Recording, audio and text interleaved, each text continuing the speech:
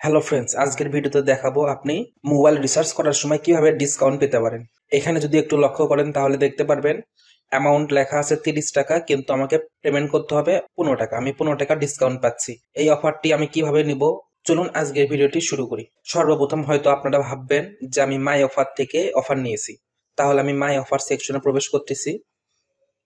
মাই offer সেকশনে দেখেন cash out লেখা আছে, বিকাশ টু ব্যাংক, কার্ড টু বিকাশ। এখানে কিন্তু মোবাইল রিচার্জে কোনো ক্যাশব্যাক বা কোনো ধরনের অফার নাই। তাহলে এই অফারটি আমি কিভাবে নেব?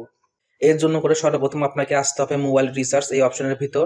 আসার পর এখান থেকে আপনার নাম্বারটি আপনি টাইপ করবেন অথবা কন্ট্যাক্ট লিস্ট থেকে দিয়ে দিবেন। এখানে অ্যামাউন্ট লেখার আগে নিচে দেখবেন লেখা আছে কুপন অবলিক প্রোমো কোড। এখানে 1 থাকবে, এখানে আপনাকে প্রবেশ করতে হবে। এখানে দেখেন এক্সপায়ার ডেট দেওয়া আছে 11 তারিখ। আজকের তারিখটা যদি আমি দেখাই 8 তারিখ, আরো 3 দিন মেয়াদ আছে।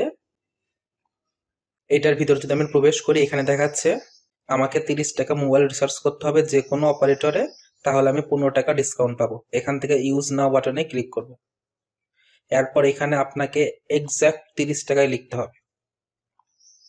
লেখার পর প্রসিডে যাবে। প্রসিডে আসার পর দেখবেন মোট অ্যামাউন্ট 30 থাকবে, কিন্তু পরিশোধ করতে হবে 15 টাকা। এখান থেকে বিকাশ পিন নাম্বারটি দিয়ে নেব।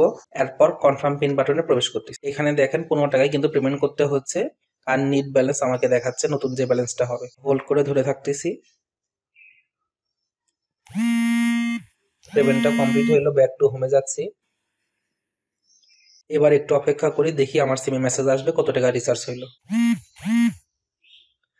দেখেন নোটিফিকেশন আসলো। আমি এটা যদি ওপেন করি, এখানে কিন্তু দেখেন 30 টাকায় রিচার্জ সাকসেসফুল হয়েছে, কিন্তু কেটে নিয়েছে 15 টাকা। এভাবে আপনারা খুব সহজে 15 টাকা ডিসকাউন্ট নিতে পারেন। তাহলে দেরি না করে আজকে এই অফারটি নিয়ে ফেলুন। আজকের ভিডিওটি এ পর্যন্তই। ভিডিওটি যদি ভালো লেগে থাকে লাইক, কমেন্ট এবং শেয়ার করতে কিন্তু ভুলবেন না। Thank you for watching this video.